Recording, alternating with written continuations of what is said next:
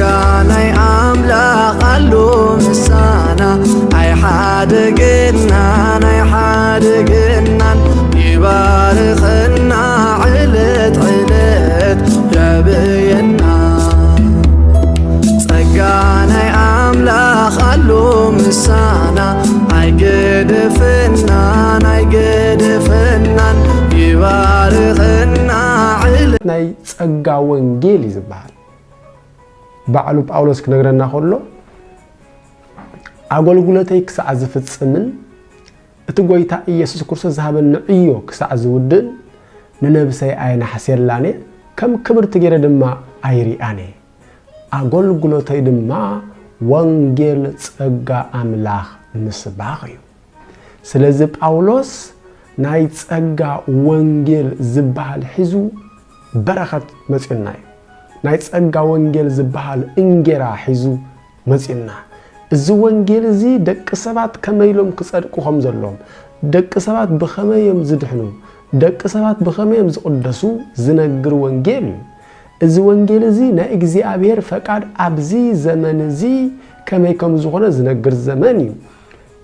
ወንጌል እዩ እዚ ወንጌል እዚ ኣብዚ ዘመን እዚ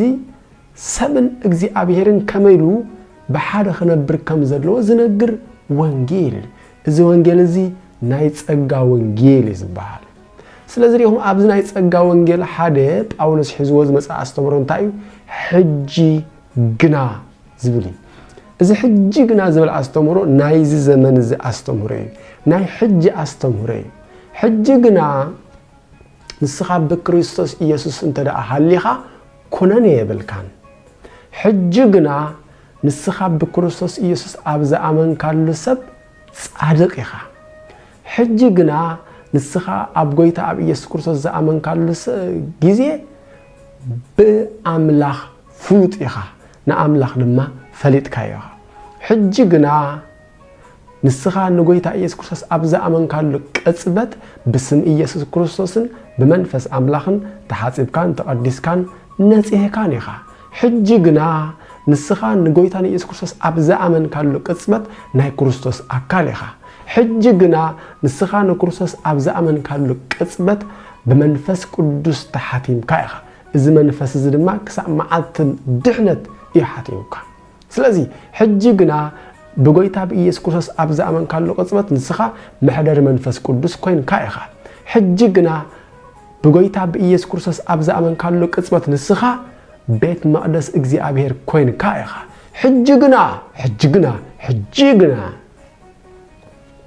እዚ ሕጂ ግና ዝብል ቃል ካብ መስቀል ይጅምር እዚ ሕጂ ግና ዝብል አስተምሮ ካብ ትንሳኤ ክርስቶስ ይጅምር እዚ ሕጂ ግና ዝብል አስተምሮ ካብ ጸጋ ምግላጹ ካብ ጸጋ መፍሳሱ ካብ ፍቅረ እግዚአብሔር መፍሳሱ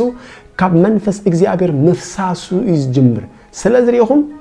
ንኹሉ ዘድሕን ጸጋ አምላኽ ተገሊጸ አሎ ንኹሉ ዘድሕን ጸጋ አምላኽ ተገሊጸ አሎ እዚ ጸጋ ድማ ንኽሕደትን ንዓለማዊ ሙነትን ሓዲግና ኣብዛ ምድር እዚኣ ብጽድቅን ብቅድስናን እግዚአብሔር በመምሳል ንኽንማለስ የስተምህረና አሎ ይብል ስለዚህ ንኹሉ ዘድሕን ጸጋ ተገሊጸ አሎ እዚ ንኹሉ